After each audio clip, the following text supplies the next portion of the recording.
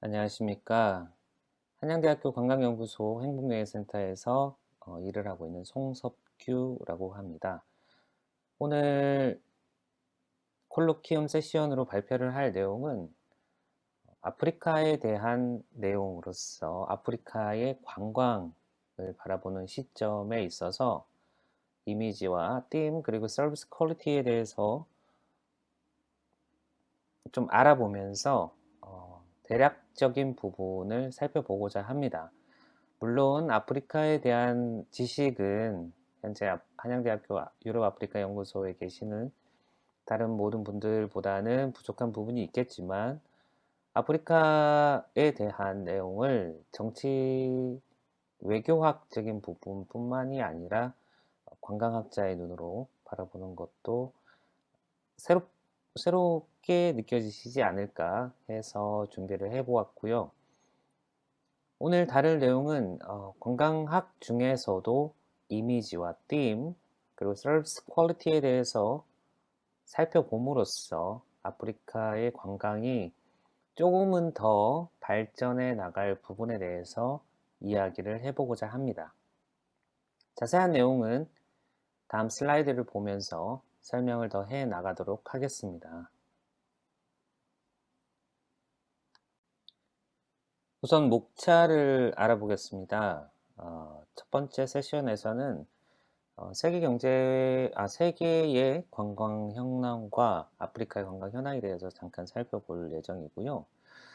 그리고 두 번째 세션에서는 서비스 퀄리티에 대해서 잠깐 언급을 하고, 세 번째는 데스티네이션 이미지, 그리고 마지막으로 결론을 내리고 본 발표를 끝내려고 합니다. 모든 컨텐츠가 거의 대부분이 지금 영어로 작성이 되어 있는데 불편함이 없으셨으면 하는 생각이 듭니다. 네. 그리고 다음 첫 번째 세션으로 넘어가도록 하겠습니다.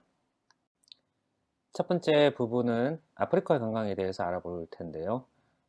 그 전에 세계의 관광에 대한 내용과 그에 비해서 아프리카 관광은 어떠한지 구체적으로 살펴보도록 하겠습니다. 네, 우선은 세계 관광에 있어서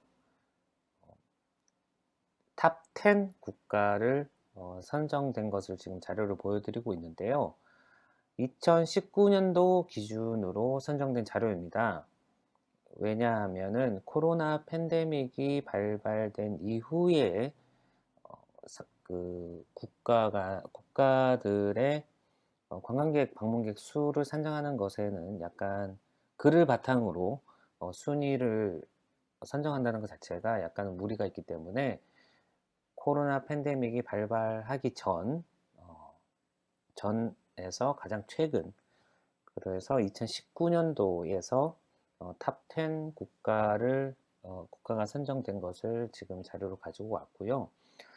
물론 월드 파퓰레이션 리뷰라는 곳에서 자료를 제공을 했는데 이 자료는 UNWTO나 그 세계 관광과 관련된 국제기구에서 국제기구의 자료들을 바탕으로 선정된 내용들입니다.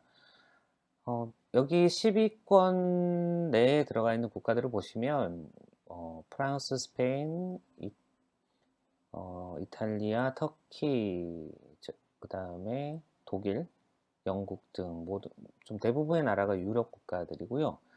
미국과 중국, 태국, 멕시코 등이 이제 유럽 위의 국가들로 이제 포함이 되어 있습니다. 근데 지금 보시다시피 10위권 내에 아프리카 국가가 없다는 걸 보실 수가 있거든요.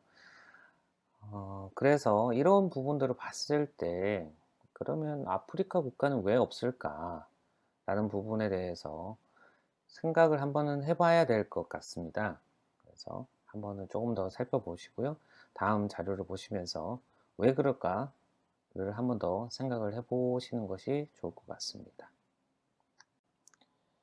본 자료는 앞서 세계의 탑 10 국가에 선정된 국가들의 자료를 바탕으로, 그리고 UNWTO의 그 투어리즘 대시보드라는 기능이 있습니다. 그래서 통계적인 수치 등을 연도별이나 아니면 그룹별, 국가별 아니면 섭 그룹별로 파악을 할 수가 있는데요. 지금 살펴보시면 2019년도를 기준으로 했을 때, 2019년도를 기준으로 했을 때 앞서 보신 것처럼, 앞서도 탑 10 국가의 유력 국가들이 많은 것을 보셨던 것처럼, 현재 지역별 총 관광객 수에 대한 퍼센트가 나오는데요. 유럽이 거의 절반 이상을 다 차지를 하고 있고, 보시면 아시겠지만 아프리카는 4.65%만을 차지를 하고 있습니다. 4.65%가 거의 6,800만 정도 되는데, 그 중에서도 6,800만의 62% 정도는 섭사하란 아프리카. 제가 이걸 찾아봤습니다. 아프리카 전문가가 아니라서 섭사하란 아프리카는 어떤가, 도대체 어떤 지역을 이야기를 하는가 봤을 때, 어, 노스 아프리카, 그러니까 북아프리카를 제외한 다른 지역들을 이야기를 하는 걸로 저는 이해를 하고 있고요. 쉽게 이야기하셔서 북아프리카를 제외한 지역들, 그러니까 그 지역들이 62%, 그리고 북아프리카가 38%를 차지를 하고 있습니다. 그래서 제가 이 발표를 준비를 하면서도 관련 논문들을 찾아보고도 했는데, 대부분의 논문들이 사우스 아프리카를 대상으로 그 연구가 진행이 되었더라고요. 그래서 그런 부분들은 참고를 하시면서 보시면 될 것 같고요. 앞으로 내용에서도 예시로 들어가는 내용들 같은 경우에는 사우스 아프리카 쪽에 대한 부분에 포커스를 맞춰서, 주로 논문 같은 경우에 포커스를 맞춰서 이야기를 말씀을 드릴 예정입니다. 비록 4.65%이지만 그래도 아프리카가 관광에 있어서 전혀 불모지는 아니라고 알고 있습니다. 저도 많은 매력적인 부분들이 있는데, 어, 지금 US 뉴스에서 이제 트래블 관련해서 관련된 뉴스 기사를 검색해 보았었는데, 가장 인기 좋은 방문지들, 아프리카 내에서 방문지들이 있는데, 사진에서 보시다시피 대부분이 이제 자연 관광이죠. 자연 사파리, 자연 관광, 이제 문화 유적이라든지 이런 부분들은 별로 지금 상대적으로 적은 편이고, 큰 메인이 되는 게 이제 보시면 아시다시피 사파리나 자연 관광, 자연 생태 관광 쪽으로 치우쳐 있다는 것을 보실 수가 있습니다. 그래서 국내에서 그렇다면은 아프리카 관광에 대한 패키지 상품들은 어떻게 이루어지고 있는지 한번 살펴봤습니다. 그래서 그렇게 살펴본 이유는, 아프리카의 대표 관광 상품을 주로 여행사에서 다루고 있기 때문에, 그 대표 여행 상품을 보면은 해당 관광지의 대표 이미지를 파악을 할 수가 있습니다. 대략적으로. 그래서 보면은 모두 투어에서 현재 판매를 하고 있는 여행 상품인데, 뭐 명품 아프리카 6개국 13일에서 세렝게티, 암보셀리 국립공원, 경배기 탑승 이렇게 해서 나오는데, 해시태그가 붙어 있는 걸 보시면 동물의 왕국, 사파리 게임, 이런 식으로 자연과 생태 관광의 이미지를 가지고, 그 이미지를 대표해서 아프리카에 대한 여행 상품을 판매하고 있다는 것을 보실 수가 있습니다. 앞서 데스티네이션 이미지에 대해서 설명을 하다가 갑자기 투리즘 디벨롭먼트와 이코노믹 growth에 대해서 이야기를 하게 되는 게 약간은 좀 의아하게 생각할 수가 있는데요. 계속 봐왔다시피 아프리카의 관광객을 유치하는 수준은 전 세계 관광객의 5% 정도, 5%가 안 되는 정도를 지금 하고 있는 상황입니다. 그런 상황에서 그러면은 그 아프리카가 관광에 있어서 강국이 아닌데, 그러면 강한 지역이 아닌데 그 부분을 투자를 해야 되느냐에 대한 결정을 해야 될 필요가 있죠. 그리고 만약에 결정을 했을 때 이 부분이 지나고 나서의 이야기인데, 그 부분에 대해서 결정을 하고 나서 그렇다면은 현재 대표되고 있는 이미지로서 자연 생태나 뭐 사파리 관광 같은 경우 그런 부분에 대한 이미지를 강화해서 해나가야 하는지에 대한 이야기를 또 할 필요가 있거든요. 그래서 그 부분으로 나가기 전에 앞서 관광 개발과 경제 발전에 대한 이야기를 해야 될 필요가 있습니다. 관광업 분야에서는 실제로 관광 개발과 경제 발전 간의 관계에 대한 연구를 그래도 진행을 하고 있습니다.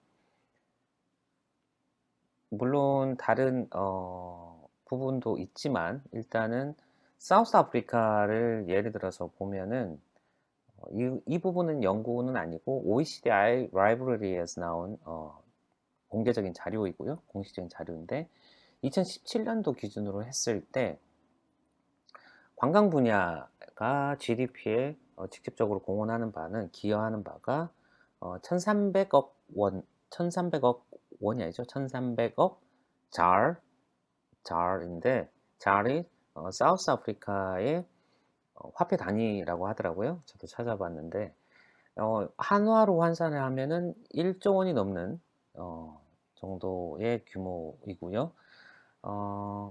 GDP의 2.8% 정도입니다.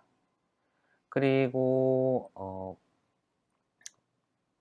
그 OECD 라이브러리에서 얘기를 하는 부분은 지난 10년 정도는 3% 정도로 안정적으로 계속 유지가 됐었고 2006년에 3.2%로 가장 높았다라는 얘기를 하고 있습니다.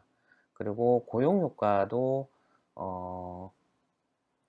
거기에는 이 쉼표가 없더라고요. 그래서 헷갈렸었는데 72만 2천 명 정도. 그래서 전체 고용 인력의 4.5% 정도를 차지를 하고 있습니다. 그래서 아까 말씀드렸다시피 학술적인 분야에서도 그 관광 개발과 경제 발전 간의 관계에 대해서는 경제 발전 성장에 대한 관계에 대한 이야기는 많이 이루어지고 있는 상황입니다. 조금 더 자세히 한번 살펴보도록 하시겠습니다.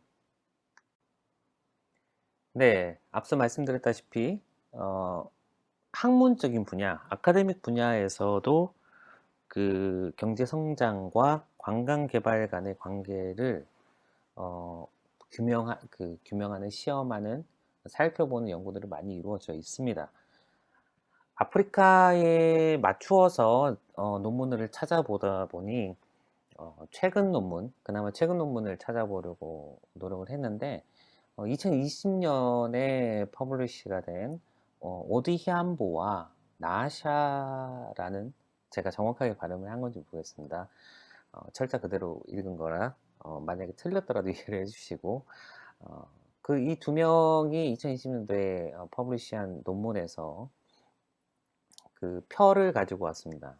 이 표에서 보여주고 있는 것은 관광 개발이 경제 성장에 영향을 줄 수도 있고 아니면 경제 성장이 관광 발전에 영향을 줄 수도 있고 혹은 서로 영향을 계속 주고받고 하고 있는 경우도 있으며 아니면 서로 상관관계가 없는 경우도 있게 나오는 겁니다. 여기서 주의할 점은 이 관계를 규명하는 방법적인 측면에서도 서로 좀 약간의 다른 방법을 사용하기도 하는데 주로 많이 사용하는 방법 중에 하나는 대표적인 거는 이제 그랜저 커저리티라는 방법이 있는데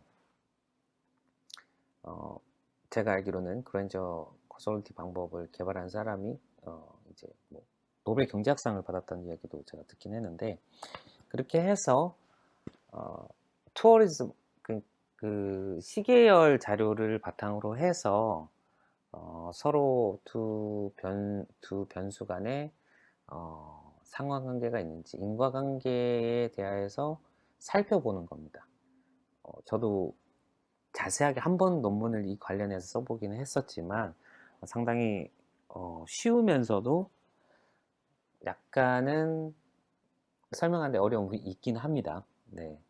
어떠한 변수를 관광 개발이나 성장을 대표하는 변수를 쓸지에 따라서 결과값이 차이가 나기도 하고 어느 기간을 나누어서 분석을 했을 때 정확한 값이 나오는지 이런 부분도 그 기간별 기간을 더 길게 잡느냐 더 좁게 잡느냐 아니면 쿼터로 잡느냐 이어로 잡느냐에 따라서 다르기도 하고요. 이런 부분들은 각각의 논문마다 그 자기들의 논문에 대한 합리적인 이유를 제시하기 때문에 그런 부분 참고를 하시면 될 것 같고요. 이런 말씀을 드리는 것은 변수로 어떤 변수를 사용하느냐 혹은 그 어떤 기간을 했느냐에 따라서 결과값이 다를 수도 있다는 거를 명심을 해주셨으면 생각을 하시고 논문들을 보셨으면 좋겠고요. 오드 히안보와 나샤가 2020년도에 발표한 논문에서는 그 내용이 나옵니다. 여기서도 명확하게 한쪽 결론을 내지는 않고요. 만약에 이제 관광객 수를 이제 관광 개발의 변수로 썼을 때는 단기적으로는 관광 개발과 경제 성장이 서로 영향을 주는 걸로 나오고 있고요. 그 장기적인 관점에서는 그 경제 성장이 관광 개발에, 관광 성장에 영향을 주고 있다라고 나오고 있습니다. 그런데 관광 수익, 전체 관광 수익과 관광 이익 자체를 그 GDP의 그 퍼센트로서 사용했을 때는 그 GDP의 퍼센트로 사용했을 때는 단지 그 장기 말고 단기적으로 관광 개발과 경제 성장 간에 서로 영향을 준다는 것이 사우스 아프리카에서만 이것이 이런 관계가 규명이 된 걸로 나오고 있습니다. 그래서 보시면 아시겠지만 이게 이 사람들의 연구 결과도 정확하다라고 표현하기 힘들고요.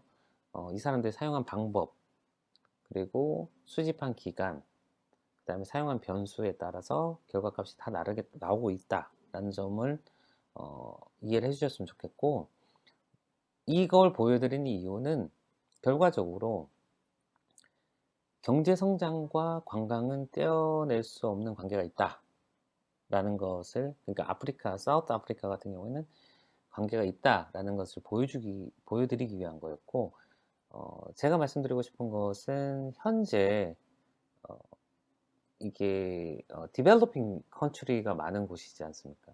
아프리카 자체가 제가 잘못 알고 있다면 수정을 나중에 해주시면 좋을 것 같고요. 제가 알기로는 그런데 그런 상황에서 경제 성장을 위해서 만약에 특수한 기술이나 제조업이나 기술 제조업 아니면은 뭐 다른 특화된 분야가 없다면 현재 가지고 있는 관광 자원을 이용해서 경제 성장을 도모하는 것도 어, 나름 좋은 전략이 되지 않을까라는 생각이 들기 때문입니다.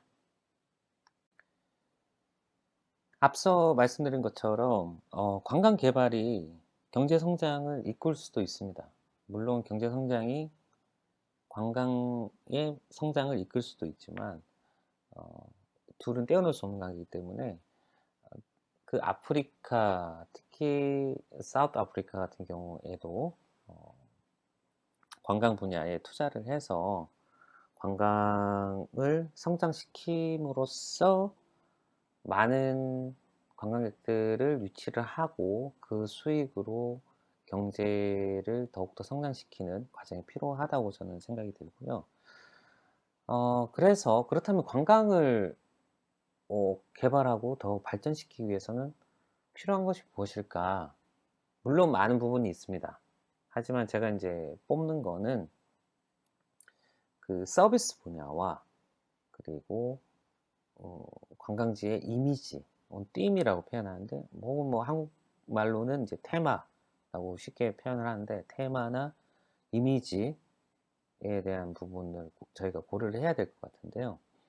어, 이 부분을 말씀드리는 거는 관광 경험이라는 것 자체가 서비스에 대해서 제공을 받고 그 서비스를 소비를 하는 경험이라고 저는 보고 있기 때문에 서비스에 대한 관리가 매우 중요하다고 생각을 합니다. 그리고 이미지와 테마와 이미지와 같은 경우에는 그 해당 관광지를 방문하게 되는 영향 요소가 될 수도 있거든요. 그러니까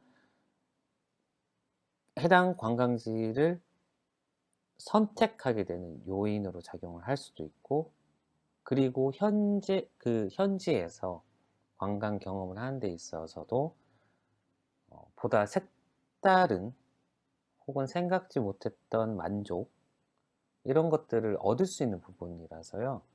이런 두 부분, 크게 서비스와 테마, 이 두 부분을 잘 관리를 하고 향상을 시키는 것이 결과적으로 관광객의 관광 경험을 증진시키고 만족도를 높이는 어, 것이라고 저는 보고 있습니다.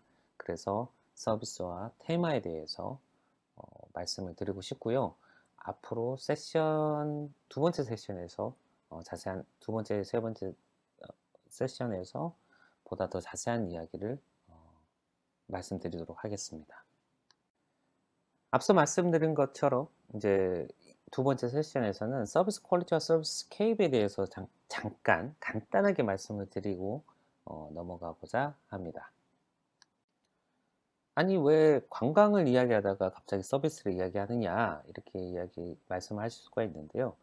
말씀드린 것처럼 관광이라는 것 자체가 관광을 하는 데 있어서 저희가 모든 경험하는 것들이 서비스를 제공받는 것들을 경험하는 거거든요. 예를 들면은 이제 어, Next Tourism Generation Alliance라는 사이트에서도 제가 지금 그림을 가지고 왔는데, 관광을 여러 섹터로 나누긴 하는데 지금 제가 가진 곳은 5개의 하위 섹터지만 7개가 될 수도 있고 8개가 될 수도 있습니다. 이것은 대표적인 예로 그냥 가지고 온 곳인데, 보시면 아시겠지만 관광 내에서도 저희가 레스토랑을 가는 거, 관광지에서 레스토랑을 가든가 아니면 여행지 네, 가서 레스토랑 밥을 먹지 않습니까? 레스토랑 음료를 마시고 이런 F&B부터 해서, 혹은 패키지 여행을 갈 때 여행사를 통해서 갔을 때, 혹은 단독 여행이라도 여행사를 통해서 항공권을 예매를 하거나 숙박시설을 예매를 할 수도 있거든요. 그런 부분들에 있어서 일정 조율 같은 것도 여행사에서 도와줄 수도 있거든요. 그래서 어, 여행사의 그런 트래블 에이전시의 다양한 서비스, 그리고 어, 어트랙션이라고 표현을 해야 하는 게 맞을 것 같긴 한데요. 그러니까 그러니까 해당 관광지에서 특정적인 장소 같은 거 있지 않습니까? 박물관, 전시회, 아니면은 혹은 다른 중요한 포인트들을 조금 더 세부적으로, 그러니까 관광지보다는 작은 개념이죠. 그런데 가서 보는 것들에서도 입장부터 해서 그 안에 부대 시설까지, 이런 것들이 다 어트랙션이나 데스티네이션 내에서 그 서비스를 저희가 받고 있는 상황인 거죠.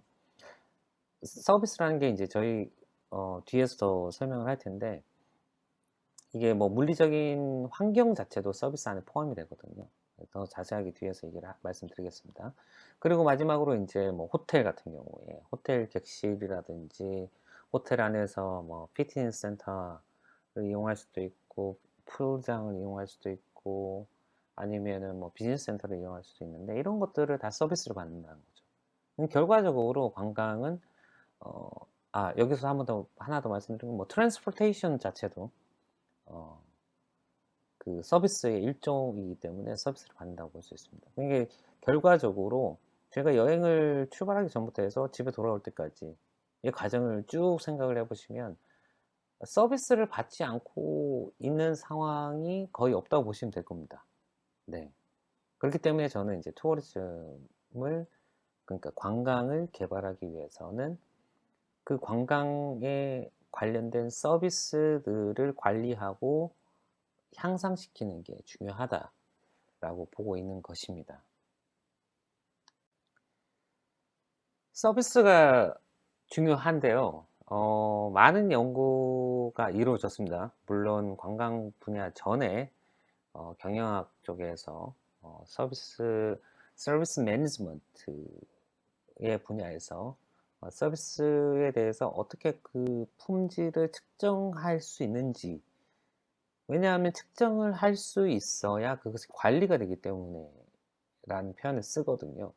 그래서 많은 연구들이 이루어졌고, 어 파라스라만과 인제 그 자이타멀 베리, 이 세 명이서 인제 서브퀄이라는 어 서브퀄이라는 서비스 품질을 측정하는 측정 도구를 1988 년에 만들고, 그 뒤로부터 해서 매우 많은 이 서브퀄을 바탕으로 각 상황에 맞게끔 아이템을 변경시킨 그러한 그 특수한 맥락에 맞는 서비스 품질을 측정하는 도구들이 개발이 됐습니다. 뭐 예를 들면은, 제가 지금 예를 든 거는 호텔에서 많이 쓰는 것들을 지금 도표로 예를 들었는데, 뭐 1988 년에 서브콜이 만들어지고 1991 년에는 라지 서브라는 게 만들어지고, 그리고 1992년에는 서브펄프라는 게 만들어졌는데,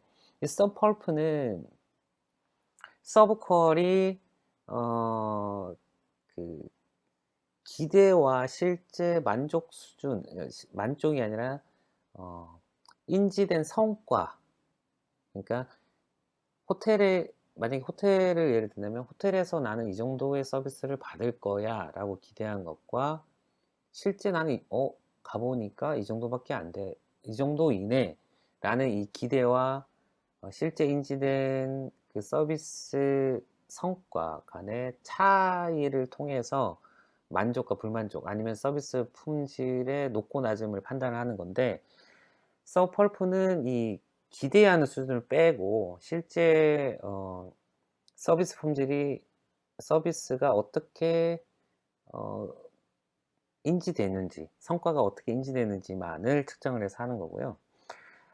자세한 이야기는 지금은 서비스 에 관련된 이야기는 아니기 때문에, 서비스 퀄리티에 대한 콜로퀴움이 아니기 때문에 자세한 이야기는 한번 찾아보시면 좋으실 것 같고요. 어려운 내용들은 아닙니다. 그리고 인제 뭐 95 년도에는 라지퀄, 99 년에는 홀서브, 그다음에 2003 년도에는 뭐 라틴 퀄리티 인덱스라는 LQI가 개발되기도 합니다. 제가 찾아본 바에 따르면 2018 년도에 퍼블리시 된 논문 기준을 보면은 이미 뭐 저희 hospitality and tourism 분야에서만 이미 100개 이상의 그런 측정 도구들이 개발이 되어서 사용되고 있다고 지금 나와 있습니다. 서비스 퀄리티와는 약간 다른 개념인데, 이거 서비스케이프이라는 개념이 있습니다. 서비스케이프의 개념은 1992 년도에 비트너가 제안한 컨셉 개념인데요. 어 이 컨셉 자체도 1973 년도에 코틀러가 atmospheric 이라는 어 개념을 개발을 프로포즈 제안을 했거든요. 제안을 하고 나서 제안을 했을 때 이 안에 중요한 게 뭐냐면 atmospheric 자체는 서비스를 소비를 하는 그 물리적인 환경에 있어서 저희의 감각적인 부분을 자극하는 것이 중요하다라는 부분을 얘기를 하고 있는데 비트너는 여기에서 어 쪼금 더 추가를 해서 뭐 그 사회적인 관계 부분이나, 그러니까 사회적 관계라는 게 사회적 환경이라는 것 자체가 뒤에는 쪼금 더 세부적으로 나오는데 어 물리적인 측면뿐만 아니라 어 직원과 고객 간의 관계 자체도 포함이 된 서비스 환경, 서비스케이프이라는 개념을 개발을 했고요. 어 1992 년도에 비트나가 개발한 후에 98 년도, 2013 년도, 뭐 2019년 뭐 이 정도까지도 계속 인제 이야기 나오는 게 너무 인제 그 "사람들 간의 상호작용이 무시되어 있다." 이런 내용들이 나와서 추가된 게 인제 커뮤니케이티브 서비스케이프 이라는 개념이 더 추가돼서 결과적으로 서비스케이프 자체가 substantive servicecape과 communicative servicecape이 합쳐진 그런 개념으로 보시면 될 것 같고요. 뭐 추가적으로 뭐 social servicecape이라는 이야기를 하기도 하는데 그 부분은 쪼금은 더 그 약간은 조금 더 인제 사람들 간의 관계에 더 치중을 하는 내용이고요. 일단은 이 두 개의 내용 컨셉이 합쳐져서 전체적인 서비스케이프를 구성한다라고 보시면 될 것 같습니다.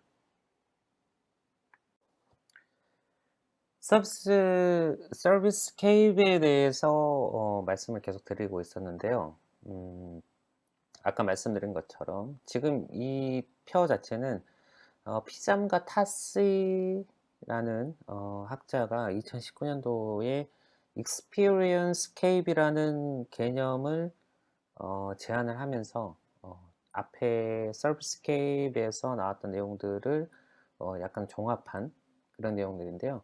빨간 표시를 한 부분들을 보시면은 학자들마다 좀 보다 좀 강조하고 싶은 부분들을 추가를 해서 어 차원들 자체를 서비스케이프의 구성 요소들의 차원들 자체를 어 좀 다르게, 하지만 어떤 부분을 보면은 크게 봤을 때는 그 물리적인 측면과 인간적인 측면을 나눠서 이렇게 보는 것으로 이렇게 보시면 될 것 같고요.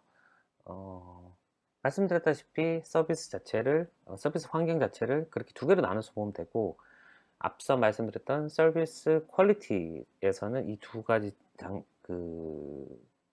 두 가지 차원에서의 측정을 보다 정확하게 해서 향상시킬 필요가 있다라는 말씀을 드리는 겁니다. 서비스에 대해서 이야기를 좀 나눠 봤었고요. 지금 이번 세 번째 장에서는 이미지, 데스티네이션 이미지, 관광지 이미지에 대해서 잠깐 간략하게 살펴보도록 하겠습니다. 관광지 이미지를 저희가 관광학에서 측정을 할 때는 어 쪼끔 다양한 방법들이 있습니다. 다양한 방법들이 있는데 제가 관심을 가졌던 부분들은, 요즘 저희가 인제 소셜 미디어를 많이 사용을 하잖아요. 소셜 미디어 뭐 페이스북이든 인스타그램이든 뭐 핀터레스트 혹은 뭐 플리커, 그다음에 뭐 요즘은 스냅챗이 뭐 유명한지 모르겠는데, 아무튼 그러한 소셜 미디어를 통해서 사람들이 자신들이 인지한 그런 부분들을 표출을 하는 그런 양식 트렌드를 보이고 있는데요.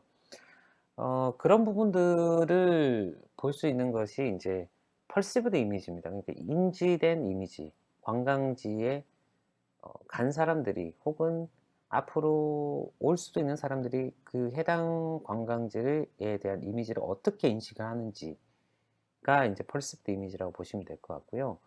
프로젝티드 이미지는 공급하는 측면이죠. 그러니까 관광지를 관리하는 측면에서 자신들이 보여주고자 하는 '우리 관광지는 이러한 곳이다.'라는 어 약간은 만들어지는 그런 이미지라고 보시면 될 것 같아요. 그래서 이 둘 간에 차이가 있으면은 필요 없는 지출이 생기거나 혹은 필요 없는 지출이 생기는 이유 자체가 어 관광지를 홍보하는 실무자는 해당 관광지에 대해서 뭐 예를 들어서 "우리는 뭐 이런 것이 유명해.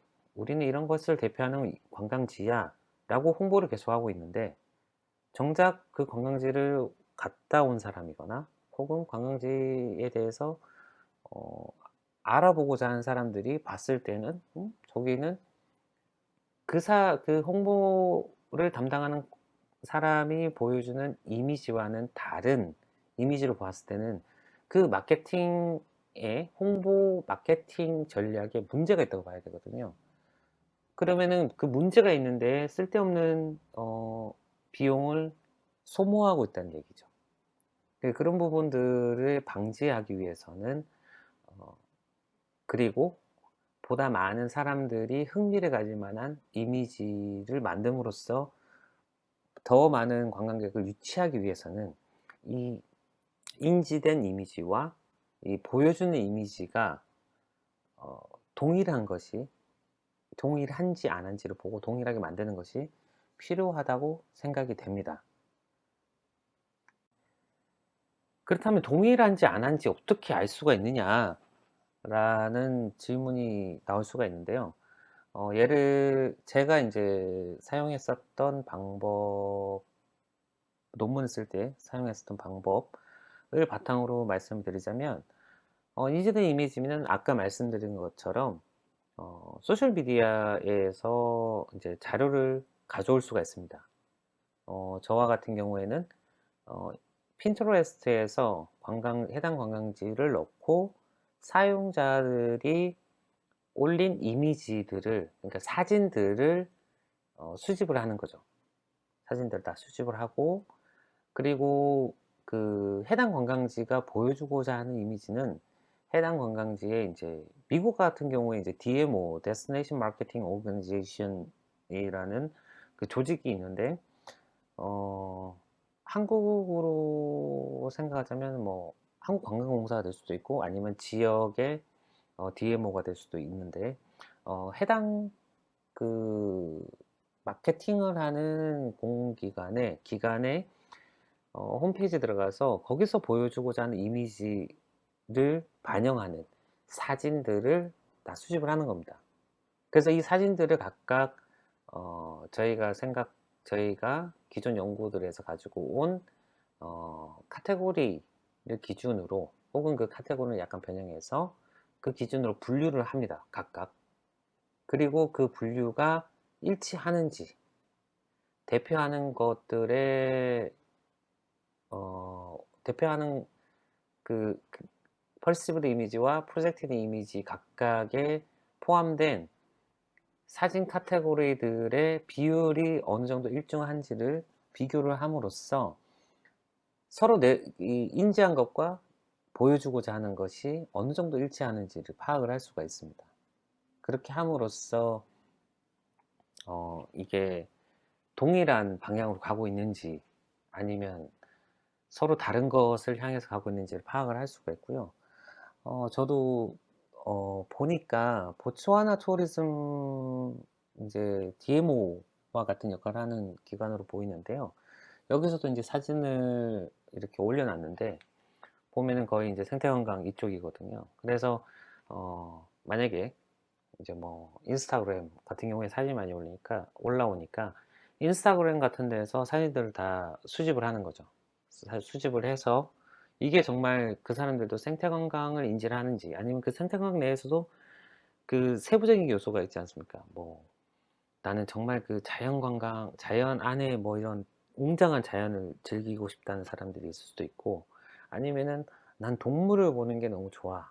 동물들이 좋아라고 해서 보는 경우가 있을 수도 있기 때문에 이러한 부분들을 파악을 하는 게 DMO 입장에서 도움이 될 수 그 DMO 입장에서는 자신들의 대표 이미지를 더 이렇게 수정을 하거나 더 보여주는 입장에서도 필요하고, 혹은 더 다양화함으로써 시장 세분화와 같은 개념이죠.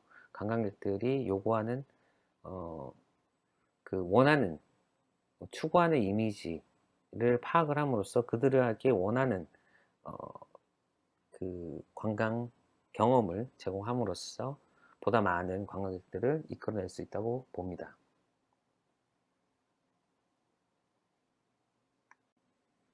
다음으로는 관광지 이미지와 비슷하지만 조금은 다른 그 테마, 띠임에 대해서 살펴보도록 하겠습니다.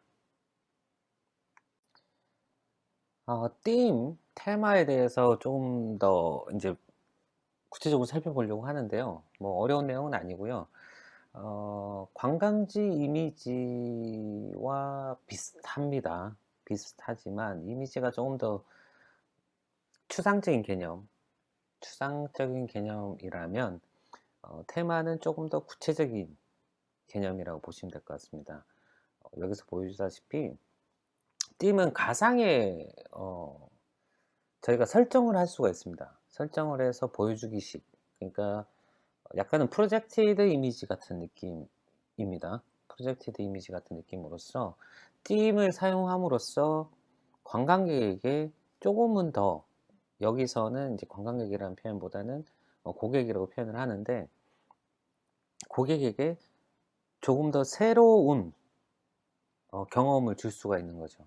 새로운 경험을 주는데 어떤 것을 이용하느냐, 보이는 것뿐만이 아니라 보이지 않는 것까지 어, 테마에 맞춰서 보여줌으로써 고객에게 새로운 경험을 줄 수 있는, 전혀 다른 곳에 와 있다는 느낌, 혹은 어, 내가 살고 있는 시대가 아닌 다른 시대에 있다, 시간적인 부분에서도 일탈감을 줄 수도 있고요.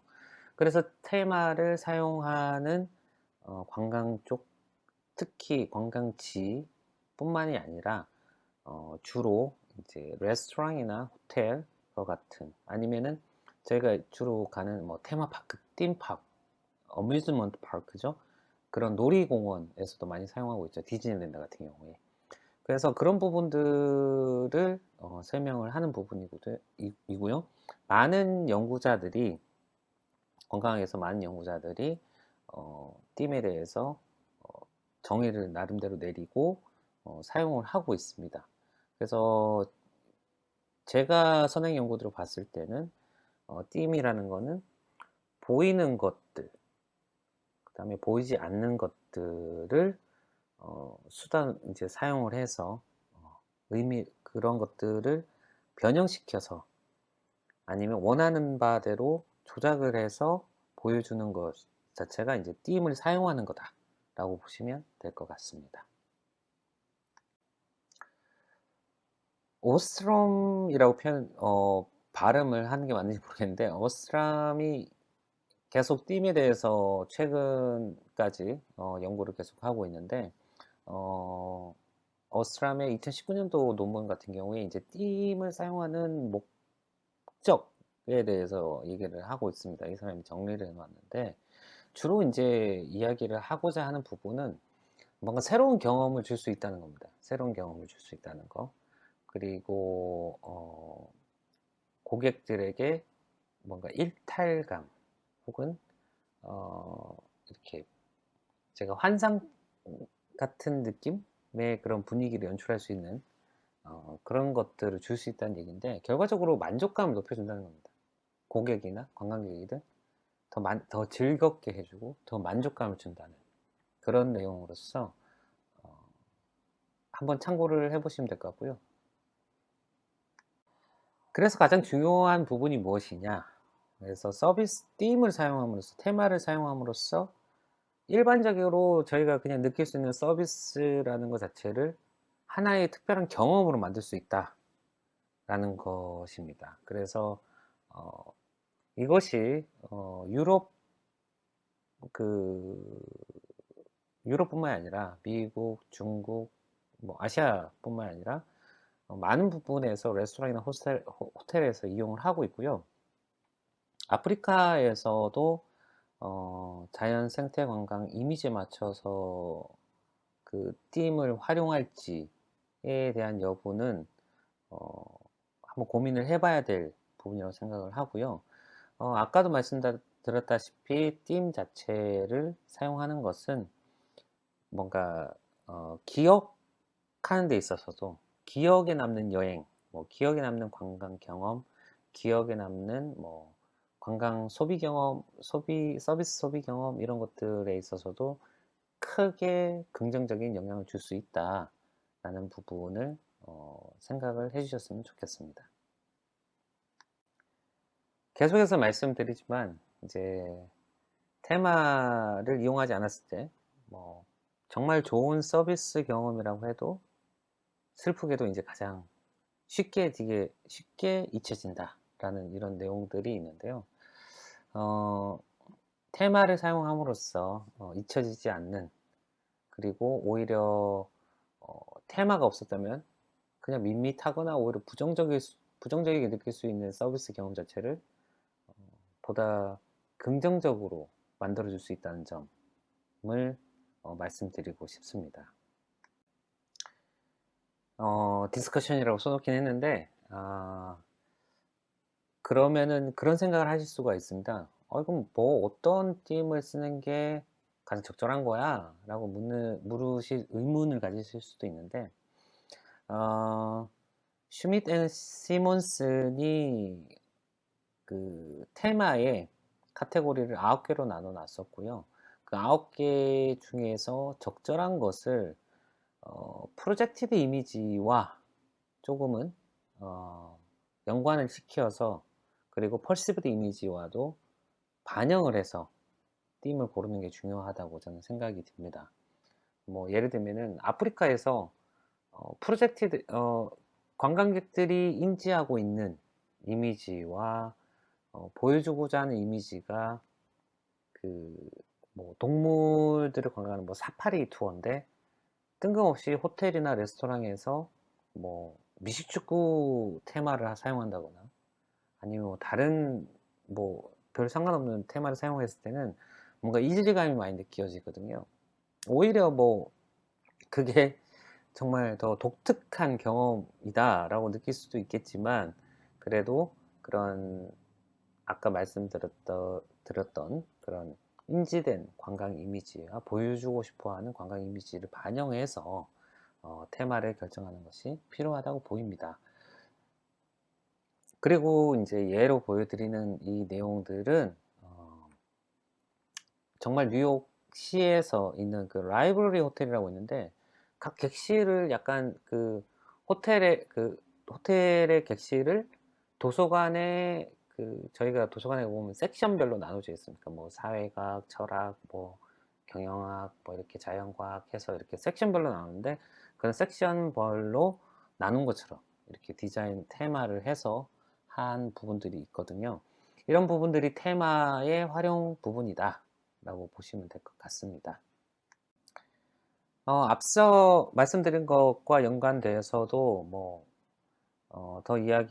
더 말씀드리고 싶지만 이제 뭐 시간이 계속 길어지고 있기 때문에 이 부분은 한번 참고를 하시면 될 것 같은데, 테마를 어떻게 그러면은 그 개발할 것인지에 대해서 이제 5가지 원칙들이 있는데, 이런 부분들은 한번 읽어보시고 참고를 하시면 될 것 같습니다.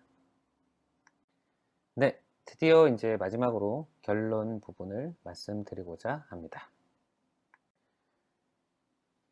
전체적으로 봤을 때 이 아프리카의 관광을 더 개발시키기 위해서는 뭐 앞서 제일 초반에 말씀드렸던 것처럼 아프리카에서 그러면 관광에 투자를 해야 되느냐, 관광 개발을 위해서 투자를 해야 되느냐라고 했을 때, 제가 생각했을 때는 조금 더 제가 오히려 그 타임 시리즈 자료를 바탕으로 한번 분석을 해보고 말씀드리면 좋을 텐데, 대부분의 경우 두 관광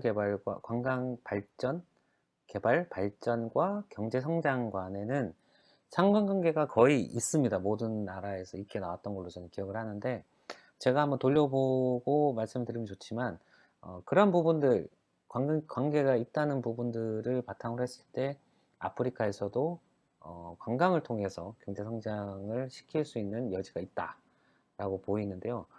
혹은 경제가 어느 정도 성장하면서 같이 영향을 주고받기 때문에 경제가 성장하면서 같이 관광도 계속 발전시키는 그런 부분도 필요하다고 보는데요. 그러기 위해서는 아프리카가 다른 나라와 다른 국가들, 다른 지역과에서의 관광 경쟁력에서 보다 더 발전하기 위해서는 관광 서비스에 대한 퀄리티를 파악하고 퀄리티를 어, 향상시키고, 그 다음에 어떠한 서비스 환경 분야들이 있는지를 파악하는 것이 더 중요하다고 생각을 하고요. 보여드린 것처럼 뭐 아까 서브섹터라고 말씀드렸던 부분들이 뭐 레스토랑이나 호텔이나 뭐 관광지나 여행사, 이런 부분들의 서비스들을 어, 파악을 일단 해야 됩니다. 아프리카에서 관광을 성장시키기 위해서는. 그리고 어떠한 서비스 속성이나 요소들이 보다 많은 사람들을 아프리카로 끌어들일 수 있는지를 조사를 하는 것이 필요합니다. 그 조사를 하는데 저 같은 경우에는 어, 이제 카노 모델이라고 있는데, 닥터 카노가 예전에 정말 오래전에 개발을 한 그 툴인데, 그 툴을 통해서 어떠한 요소들이 attractive한 건지, 아니면 must be인지, 아니면 one dimensional인지, 아니면 오히려 리버스한 부분이 있는지, 혹은 indifferent 무관심한 요소인지를 파악을 하고, 그 해당 분야들에 대해서 서비스를 더 추가를 하거나 아니면 없애거나, 아니면은 어, 뭐 보다 더 개발을 해서 관광객들에게 더 만족을 줄 수 있는 게 무엇인지, 이런 것들을 파악을 하는 것이 필요하다고 보고요. 그리고 그걸 바탕으로 해서 그 해당 서비스의 퀄리티를 높여주는 거가 더 중요하다고 생각을 합니다. 그리고 서비스 환경에 있어서도 뭐 물리적 환경에서도 주로 많이 나오는 것들이 이제 기본적인 부분들이 많이 무조건 갖춰줘야 되는 부분들이 있거든요. 뭐 위생이나 청결, 안전 부분부터 해서 이런 부분들이 개발도상국 같은 경우에는 많이 안 갖춰져 있는 부분들이 있기 때문에, 그런 부분들에 대해서 조금 더 갖춰진다면 그 이상의 요소들을 제공함으로써 보다 큰 만족을 가져올 수 있고 재방문을 유도할 수 있거나, 혹은 뭐 긍정적인 이제 구전 효과를 창출할 수 있음으로써 어, 계속 성장해 나갈 수 있다고 저는 생각이 듭니다. 또한 이거는 이미 개발된 뭐 선진국이든 개발도상국이든 뭐 약간의 차이는 있지만, 그래도 가장 중요한 게 이제 관광이라는 것 자체가 자연과의 뭐 상호작용도 있지만, 주로 서비스라는 측면에서 바라본다면 그 인적 상호작용이 상당히 많은 부분입니다. 그래서 그 관광객과 접하는 서비스 접점에 있는 직원들에 대한 그런 교육 자체를 교육 훈련 자체를 자주 정기적으로 적절하게 시행하는 것이 필요하다고 보입니다. 이것은 뭐 다른 국가들도 마찬가지지만 뭐 아프리카 같은 경우에 특히 더 필요할 수도 있다고 저는 생각이 들고요. 어, 서비스에 대해서 뭔가 향상이 이루어지지 않으면은 어, 정말 특출난 관광 매력 요소가 있지 않은 이상은 다시 재방문을 시키거나 만족스러운 느낌을 주기가 상당히 힘든 부분이 있습니다. 예. 그렇기 때문에 서비스에 대해서 강조하는 것은 어 이게 정말 필요한 부분이라고 생각을 합니다. 그리고 보여주고 싶은 이미지, 그 관광지에서 보여주고 싶은 이미지, 프로젝티드 이미지와 테마, 이 부분에 대해서도 아프리카가 생각을 해 봐야 되는데요. 가장 먼저 필요한 것은 앞서 말씀드린 바와 같이 어 뭐 아까 보스나와 같은 그 홈페이지에서 봤던 것처럼 정말 자연과 그런 동물들을 강조한 그런 이미지가 프로젝티드 이미지라면 그에 대한 관광객들의 perceived 이미지도 그것과 맞는지를 파악할 필요가 있고요. 그게 만약에 맞다. 그리고 해당 관광지에서 우리는 그걸 보여주고 싶어 한다라고 했을 때는 그에 맞는 테마를 인제 사용할 필요가 있는데요. 뭐 예를 들어서 호텔에서도 물론 프랜차이즈 호텔들이 많이 들어가 있습니다. 그 호텔의 내부 인테리어부터 해서 혹은 어 특정 홈페이지에서 만약에 보스나와에 있는 특정 브랜드의 호텔의 웹페이지는 또 다른 웹페이지 디자인을 보여준다거나 아니면은 기념품을 다르게 준다거나 혹은 뭐 음악을 다르게 한다든가 아니면은 향기나 이런 부분들 이런 것들을 다 사용을 할 수가 있거든요. 그리고 직원들의 유니폼도 뭐 특정 테마에 맞춰서 바꿀 수도 있고 어 그런 부분들이 있기 때문에 이러한 것들을 아프리카에서 각각의 국가에서 만약에 어 관광을 더 성장시키고 개발하고 싶어 한다면은 그들이 가지고 있는 이미지 만약에 없다면 새롭게 만들어도 되거든요. 그래서 그런 부분들 이미지를 파악하거나 아니면 새로운 이미지를 수립하거나 그를 바탕으로 테마를 선정해서 그것을 적극적으로 활용하는 것. 이것이 앞서 말씀드린 서비스 퀄리티와 묶어짐으로써 아프리카 관광에 시너지를 낼 수 있다. 시너지 효과를 내므로써 보다 많은 관광객 수를 들어올 수도 있고 유치할 수 있고 그리고 더 그를 바탕으로 그 해당 그 지역의 인프라스트럭처 자체도 더 개발될 수도 있고 더 안전하고 더 위생적이고 더 만족스러운 그런 관광지가 될 수 있는 그런 계기가 있다고 계기가 될 수도 있다고 저는 생각을 합니다. 네, 이상으로 저의 이제 콜로키움 세션을 마무리하고자 합니다.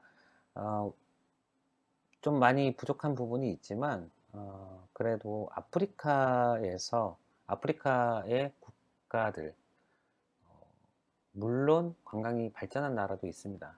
뭐, 뭐 이집트 같은 경우에는 가지고 있는 그런 예전부터의 그런 문화유산 같은 경우가 큰 관광 자원으로서 활용될 수도 있지만 많은 국가에서 제가 지금 조사한 바에 따르면은 제가 아는 바에 따르면 자연 생태 관광에 머물러 있습니다. 근데 이것이 정말 그 사람들이 원하는 보여주고 싶어 하는 그 관광의 이미지인지 혹은 그게 맞다면 정말 관광객들은 그것을 원해서 가는 건지 그 이미지를 인식을 하고 있는 건지에 대해 파악을 해볼 필요가 있고요. 그리고 서비스 부분은 가장 기본적인 부분으로서 관광 산업에서는 가장 핵심이 되는 부분일 수도 있습니다. 서비스의 수준이 이렇게 향상되어 있지 않으면 만족으로 이끌어내기가 상당히 힘든 부분이 많습니다.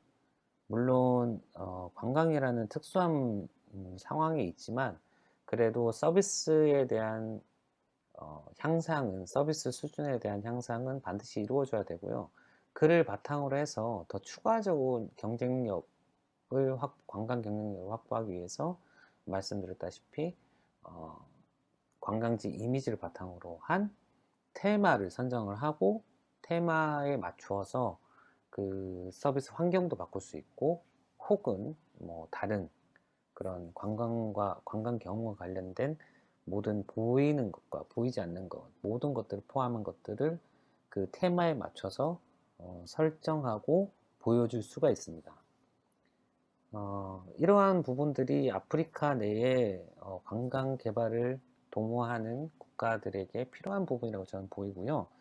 어, 물론 잘하고 현재까지도 잘하고 있는 국가들도 있을 텐데 보다 더 관광 분야에서 더 성장을 해서 그것이 경제적인 성장까지 이끌어낼 수 있는 그런 부분에 있어서 어, 보다 네, 더 노력할 부분이 있지 않을까라는 생각이 들고요. 콜로키움을 통해서 제가 드리고 싶은 말씀은 다 드린 것 같고요. 어, 이것은 네, 다른 전 세계 국가에도 다 통하지만 아프리카 국가에서도 이런 부분들을 조금 더 신경을 써서 한다면 이제는 5%, 전 세계 5% 이상의 이제는 10%, 20%까지 올라갈 수 있는 탑 10의 아프리카 국가들이 올라가는 그런 어, 일이 생길 수도 있지 않을까라는 생각이 듭니다. 다시 한번 들어주셔서 감사드리고요.